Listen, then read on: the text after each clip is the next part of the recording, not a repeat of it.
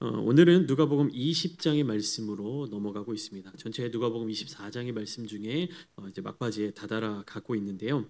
누가복음 20장 말씀은 마찬가지로 누가복음 19장 마지막 장면에서부터 이어지게 되는 것을 우리가 보게 됩니다. 누가복음 19장 마지막 장면에서 우리가 지난주 설교 때는 함께 깊게 나누진 않았지만 19장 마지막 장면을 간단하게 설명을 드리면 예수님께서 예루살렘 성전으로 들어가신 장면입니다. 예수님의 아마 여행의 최종 목적지가 바로 이 예루살렘 성전이었을 텐데요. 예수님은 그곳에서 성전을 더럽히는 자들, 성전 본연의 그 목적대로 행하여지지 못한 모습들을 다시 회복하여 깨끗해지도록 만들고자 하셨습니다. 그러니까 성전이 그동안 어떻게 된 겁니까? 성전의 역할을 제대로 감당하지 못하고 있었다라는 것입니다. 이 이야기는 결국 그동안 성전을 관리하던 그리고 성전에서 가르치며 영향력을 행사하던 대제사장들과 서기관들과 어떤 백성의 종교적 지도자들이 자기 일들을 제대로 하지 못했다라는 것을 방증하는 것이죠. 그렇기 때문에 예수님께서 성전에서 정결 활동을 하신 이후에 그 대제사장들, 서기관들, 성전을 관리하고 성전에서 백성들을 가르치는 역할을 감당했던 이 바리새인들은요, 예수님을 향한 분노가 하늘을 찌를 정도로 그렇게 표출되게 되었습니다. 누가복음 19장 46절과 47절 말씀 제가 한번 읽어드릴 텐데 한번 보시겠습니다. 그들에게 이르시되 기록된 바 내 집은 기도하는 집이 되리라 하였거늘 너희는 강도의 소굴을 만들었도다 하시니라. 예수께서 날마다 성전에서 가르치시니 대제사장들과 서기관들과 백성의 지도자들이 그를 죽이려고 꾀하되 이렇게 기록되어 있습니다.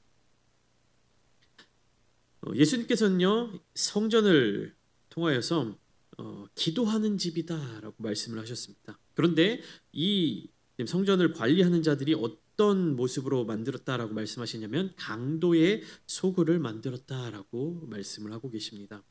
그러니까 성전 본연의 목적이 무엇입니까? 하나님을 만나는 장소, 이스라엘 자손들이 하나님의 백성이다라는 것을 다시금 확인하는 그런 거룩한 장소인데 그곳에 장사하는 사람들 이 털을 잡고 있었고 성전이 더러워지는 그런 모습들을 보여주고 있는 것입니다. 왜 성전에 장사하는 사람들이 있었고 그들은 무엇을 장사했느냐라는 것을 살펴보면요. 그들이 장사하던 대표적인 품목들은요. 제사에 쓰이는 짐승들이었습니다. 그러니까 성전은 어디에 위치해 있죠? 예루살렘에 위치해 있습니다. 그런데 이 성전에 제사를 드리러 오는 사람들은요 어디에서부터 다 몰려듭니까? 이스라엘 전 국토에서 몰려들게 되고요. 지금 예수님 시대 때는요 때로는 해외에서도 이 예루살렘 성전으로 찾아오는 유대인들이 있었다라는 것입니다. 근데 자기가 제사 드려야 될 제물을 어떻게 해야 됩니까? 하나님이 레위기에서 정해주신 그 제물의 기준대로 자기가 끌고 와야 되는 것이죠. 근데 먼 거리를 그 짐승들을 끌고 오려고 하니까 어떻게 됩니까? 불편한 것이. 그래서 사람들의 편의를 위해서 그 성전에서 짐승들, 제사에 쓸 제물들, 그 살아있는 짐승들을 판매하기 시작한 겁니다. 그러니까 어떻게 됩니까? 짐승의 울음소리 시끄럽게 그리고 그 짐승들이 그냥 가만히 있습니까? 먹을 여물들이나 그런 짐승들 먹일 그런 먹이들이 필요할 거고요. 먹고 나면 또 어떻게 합니까? 싸야죠. 먹는 음식들 이제 짐승들의 어떤 싼 그런 똥 같은 것들 여기저기서 환전하는 소리 막 어디서 막 판매하고 무엇을 사라 하는 이런 시끄러운 소리들이 성전에 가득 넘쳤을 것입니다. 이런 것들을 예수님께서는 다시금 깨끗한 성전으로 만들고자 그렇게 하셨던 것이죠. 그러니까 그곳에서 성전에서 영향력을 행사하던 사람들은 예수님께서 그렇게 등장하셔서 성전을 거룩하게 만드시고 깨끗하게 만드시고 질서를 정연하게 만드시니까 어떻게 된 겁니까? 자기들의 영역에 대해서 침범을 받게 되었다라는 생각을 갖게 되는 것입니다. 그래서 누가복음 19장 47절 말씀에서 예수님을 향하여 그들은 죽이고자 하는 마음을 갖게 된 것이에요. 그러나 그들은 예수님을 죽일 수가 없었습니다. 왜냐하면 모든 백성들이 다 예수님의 말씀을 귀 기울여 듣고 있었기 때문입니다. 모든 백성들이 예수님의 말씀을 듣기 위해서 귀를 기울였다는 사실은요, 예수님이 많은 백성들의 시선을 받고 있었다라는 것입니다. 그럼 많은 백성들이 관심을 갖고 있고 때로는 따르고 좋아하는 그 사람을 함부로 죽일 수야 있겠습니까? 그래서 이 바리새인들은요, 예수님을 죽이기 위한, 예수님을 깎아내리기 위한 그런 전략을 짜게 되는 것입니다. 그래서 예수님이 가르치시는, 성전에서 가르치시는 그 말씀 가운데서 트집을 잡고 흠을 발견하기 위한 여러 가지 전략들을 세우기 시작한 것이죠. 그래서 누가복음 20장의 내용은요, 대부분 논쟁 설화로 이어져 있습니다. 예수님과 바리새인들, 예수님과 대제사장, 예수님과 사두개인들, 그러니까 예수님을 공격하려는 자들, 예수님의 대적자들이 계속해서 예수님께 논리적으로 도전하면 그것을 예수님이 답변하시고 그들과 함께 어떠한 이러한 논쟁, 말로 하는 그런 여러 가지 논쟁을 이어가고 있는 모습을 우리가 볼 수 있는 것입니다. 그러나 예수님을 대적하는 자들이 예수님의 논리를 꺾어내기 위해서 계속 도전을 하지만 번번이 실패하고 맙니다. 그들은 예수님을 논쟁에서 이기지 못하기 때문에 예수님의 가르치심과 사역들을 막을 명분을 갖지 못한 것이에요. 한번 그 모습을 상상해 봅시다. 우리가 예수님이 성전에서 가르치실 때 주변에 대제사장들, 서기관들, 바리새인들이 예수님의 말씀 하나에 뭐라도 트집 잡으려고 계속 관심을 갖고 있는 거예요.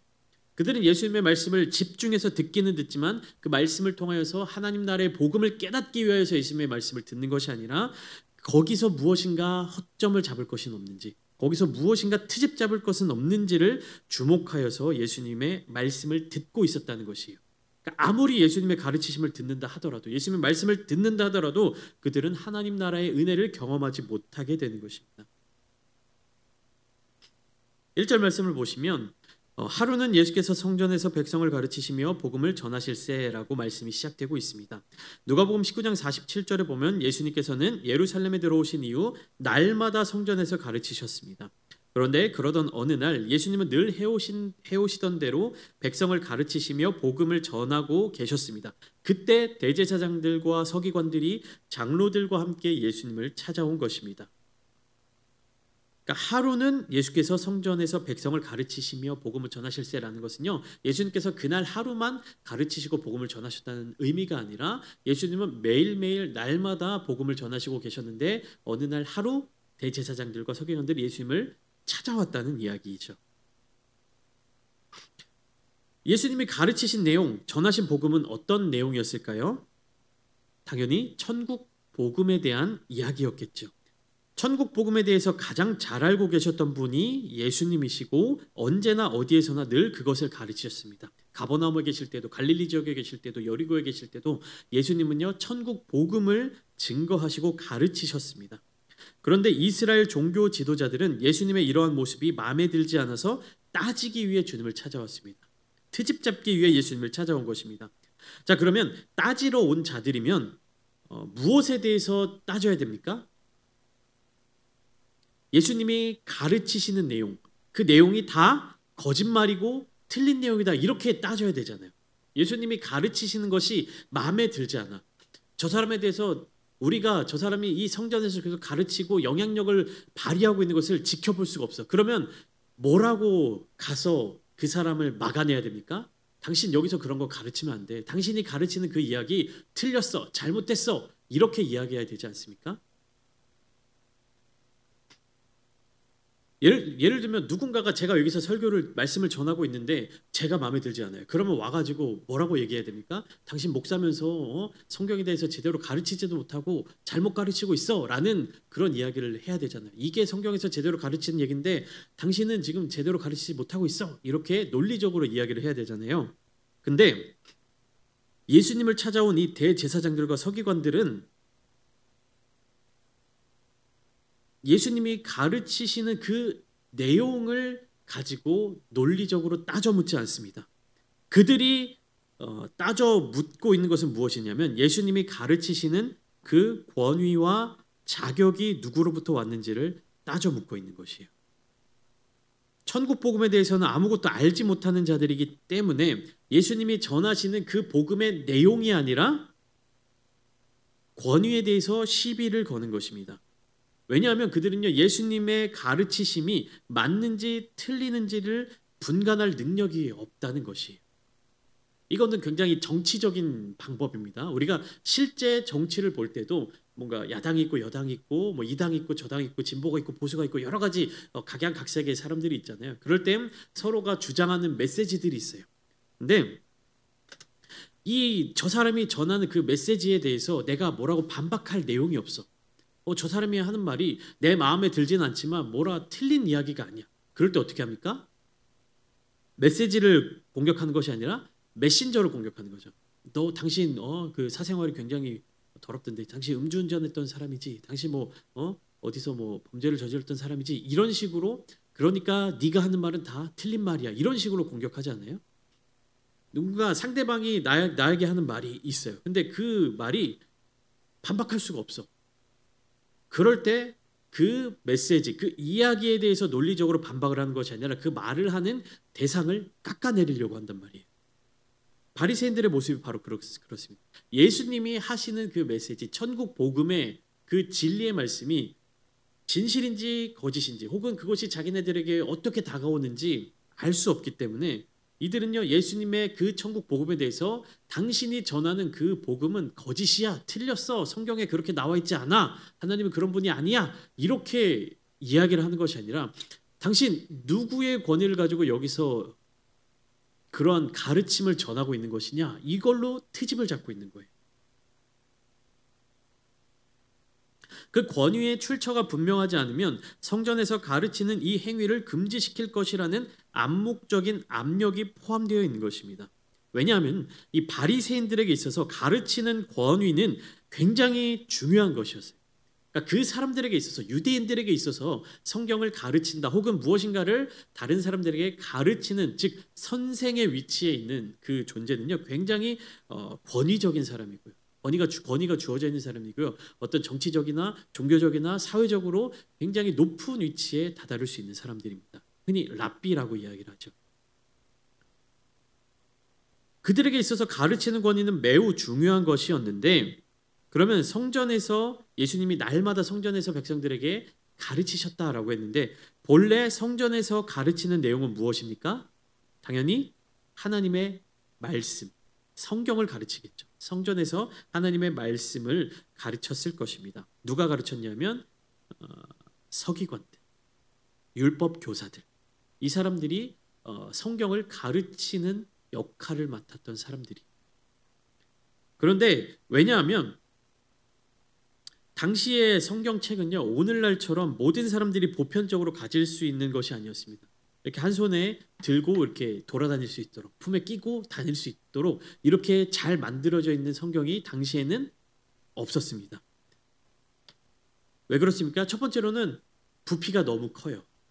그때 당시의 성경은 이렇게 긴 파피루스처럼 긴 종이에 두루마기가 아니죠, 두루마리로 길게 써서 돌돌돌돌 말아서 항아리에 이렇게 담아서 보관해 놓고 있었습니다.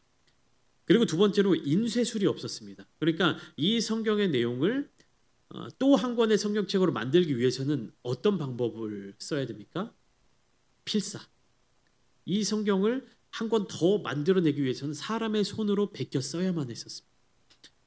그러니까 보관하기도 불편하고 굉장히 무겁고 길고 엄청나게 양이 많고 그걸 또 복사해내려면 손으로 써야 되고 이런 상황이다 보니까 성경을, 그때 당시에 이스라엘 백성들이 성경을 듣거나 읽거나 배울 수 있는 방법은 회당, 지역마다 있는 회당에 가서 그곳에서 성경을 가르쳐주는 율법 교사들, 서기관들의 어떤 이야기를 듣는 것뿐이었어요.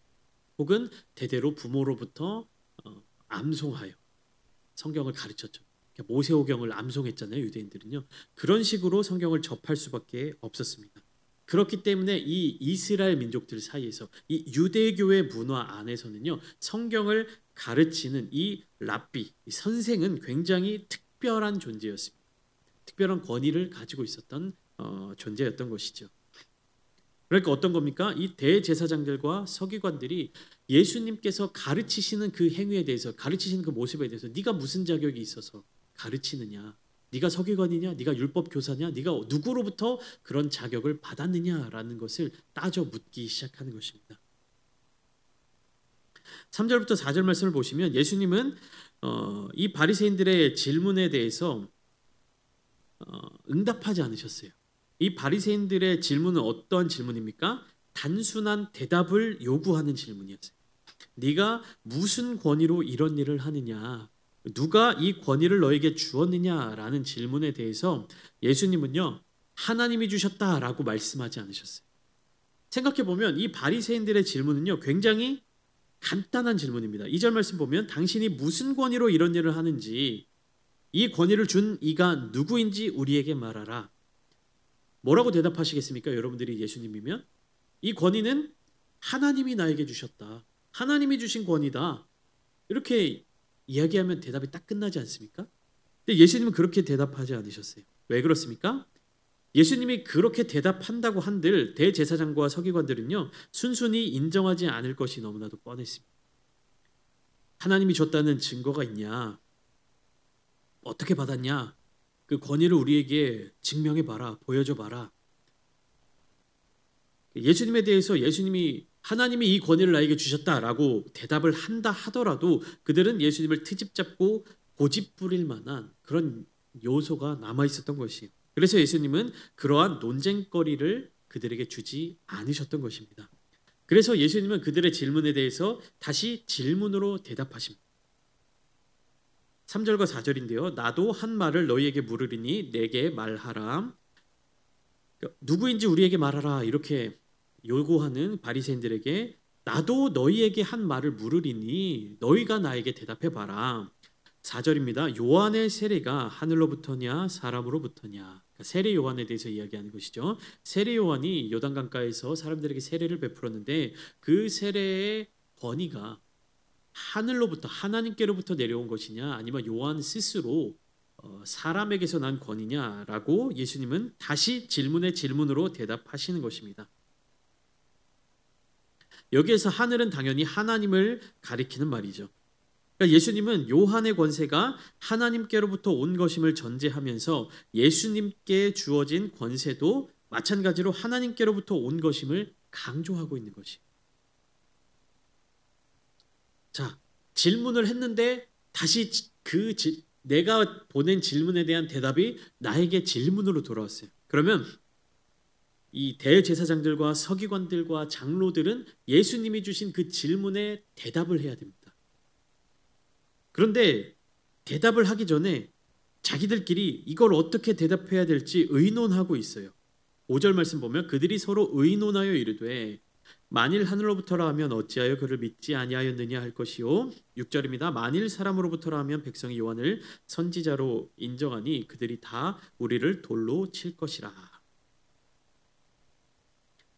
자, 이 장면을 보시면 예수님의 질문을 받은 적대자들이 지금 서로 의논하고 있어요. 그런데 무엇에 대해서 의논하고 있습니까?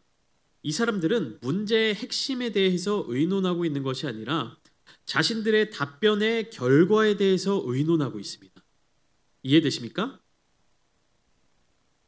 예수님이 질문하셨잖아요. 그러면 그 질문에 대해서 예, 아니오라고 답을 하면 되잖아요. 그러면 요한의 세례가 하늘로부터 온 것이냐 사람으로부터 온 것이냐 그 논의를 해서 그 의논을 해서 하늘로부터 온 것이다 라고 결정이 되면 하늘로부터 왔다 라고 대답을 하면 되는 것이고 하늘로부터 온 것이 아니라 사람으로부터 시작된 것이다 라는 결정이 내려지면 예수님께 사람으로부터 왔다 라고 대답을 하면 돼요. 그러니까 무엇이 먼저입니까? 어디에서부터 왔는지 그 본질이 무엇인지를 논의하고 그 다음에 대답을 하고 대답을 한 이후의 상황으로 이어져 가게 됩니다. 그런데 지금 이 사람들은 뭘 하고 있는 것이에요? 우리가 이 대답을 하면 이런 상황이 발생할 거야. 저 대답을 하면 저런 상황이 발생할 거야. 어떤 상황을 우리가 더 감당해낼 수 있을까? 이 고민을 하고 있는 것이에요. 그렇다면 이 사람들에게는 지금 정답이 있습니까? 없습니까? 정답이 없는 거예요. 예, 아니요. 혹은 1번, 2번 선택을 하는데 어떤 걸 선택을 해야 내가 좀 덜 손해를 볼까? 어떤 걸 선택해야 내가 실수하지 않을까? 이런 선택으로 예수님의 질문에 답변을 준비하고 있는 모습입니다. 그러니까 이 사람들은 결국은 정답을 모르고 있는 것이에요. 자, 우리는 어떻습니까? 예수님은 어떻습니까? 무엇인가 나에게 누군가가 질문을 해요. 그럼 내가 정답을 알고 있어. 그럼 어떻게 합니까? 정답을 이야기해야 되죠. 이야기합니다. 그런데 내가 정답을 이야기하면 누군가가 나에게 와서 해코지를 하려고 해요. 그러면 정답을 쉽게 말할 수 있습니까? 말 못하죠. 그러니까 내가 이 대답을 했을 때 나에게 닥칠 어떠한 상황, 내가 저 대답을 했을 때 나에게 일어날 어떤 상황, 이것을 계산하기 시작하면요, 결국에 내가 가지고 있는 내 안의 본질적인 모습에 있어서 정답을 이야기할 수가 없게 되는 것입니다. 옛 고사성어에 오늘날에도 많이 쓰는 이야기죠. 모순이라는 단어가 있습니다. 아시죠? 모순. 한자로 풀이하면 창모의 방패 순자입니다. 창과 방패라는 이야기죠. 이 이야기는 초나라에서 무기를 파는 상인의 어떤 그 스토리에서 이어지고 있는데, 그 한 상인이 있었습니다. 무기를 파는 장사꾼이 있었습니다. 근데 이 장사꾼이 어느 날 장터에 나와서 자기가 가지고 있는 이 무기들을 팔기 시작하는 거예요. 어느 날 그날 이렇게 창을 한 손으로 딱 들고, 이 창은 세상의 어떠한 방패도 다 뚫을 수 있는 강력하고 날카로운 창입니다라고 이야기를 합니다.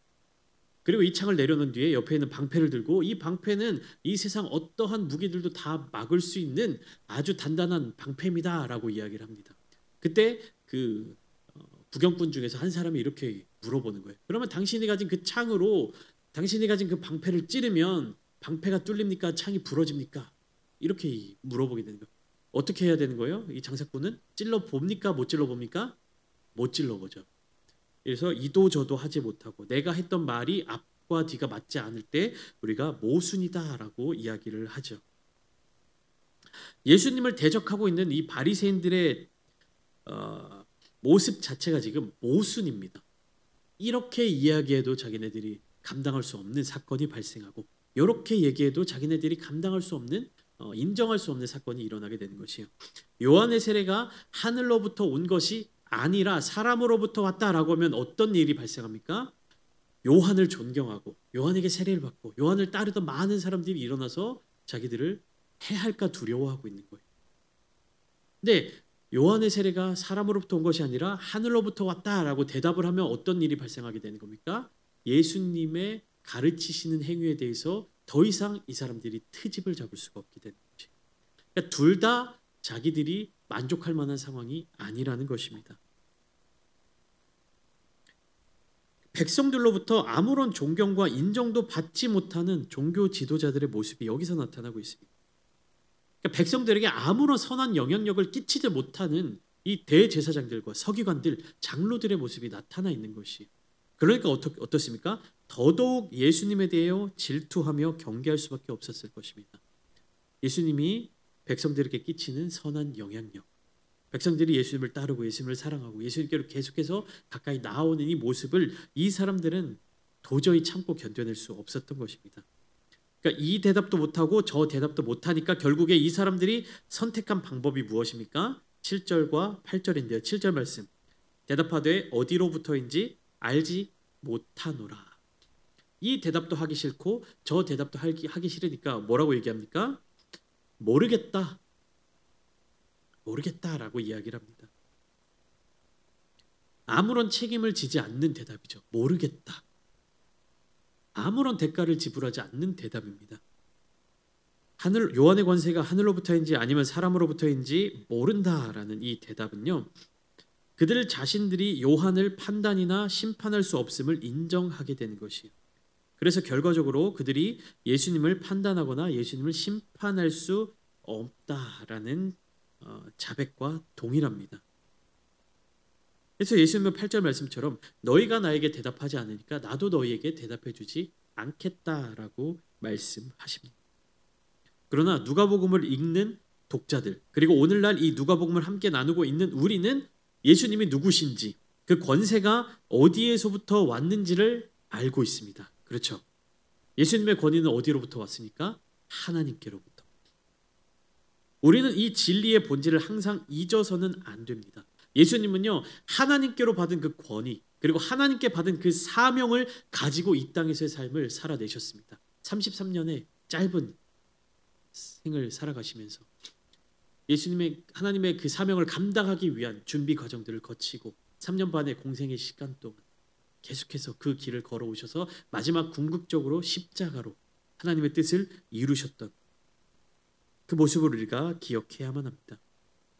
하나님께로부터 온 권위, 하나님이신 예수님, 그러한 예수 그리스도를 따르는 그리스도인이라 하는 우리는요, 어떠한 태도를 가지고 살아가야 합니까? 진리를 외면하지 아니하고 진리를 가지고 살아갈 때 우리가 감당해내야 할 여러 가지 대가들을 두려워하지 않고 주님께서 걸어가신 그 길을 묵묵하게 담담하게 따라 걸어가야 하지 않겠습니까? 그러기 위해서 우리는 이 진리의 본질을 잊어서는 안 됩니다. 하나님 나라의 복음, 하나님의 나라는 이미 이 땅 가운데 임했고 우리가 앞으로 그 나라를 향하여 나아가야 할 사람들이라는 그 사실을 잊지 말기를 부탁드립니다. 사랑하는 성도 여러분, 말씀을 계속해서 읽어나갈 때 이 강해 설교를 하면서요, 강해 설교하는 이유가 무엇입니까? 말씀을 더 깊이 묵상하기 위해서, 이 말씀 가운데 혹여나 우리가 발견하지 못한 감춰져 있는 하나님의 마음이 있다면 우리가 그것을 캐내기 위해서, 숨겨져 있는 보물과 같은 하나님의 그 마음을 우리가 함께 누리기 위하여서 함께 강해 설교를 나누고 있는 것이 아닙니까? 오늘 이 시간 기도하실 때 하나님의 마음을 더 깊이 알게 하여 주시고 예수님께 주어진 하나님의 권위, 그리고 예수님이 감당하셨던 하나님의 그 귀한 사명을 우리도 날마다 기억하며 나아가게 하여 주시어서 하나님, 우리가 이 땅에서 정말로 하나님의 마음을 기쁘시게 해드리는, 또한 하나님의 마음에 합한 거룩한 삶을 살아내게 하여 주시옵소서. 우리를 방해하고 예수 그리스도의 복음이 전파되는 것을 방해하는 악한 세력들을 우리가 두려워하지 않게 하여 주시고 그들을 능히 대적하여 이기게 하여 주셔서 우리의 신앙생활이 사람을 향한 모습이 되는 것이 아니라 하나님을 향하여 하나님을 기쁘시게 해드리는 거룩한 모습을 지니며 살아가기를 다짐하며 결단하며 나아가시는 오늘 이 시간 되시기를 예수님의 이름으로 축원합니다.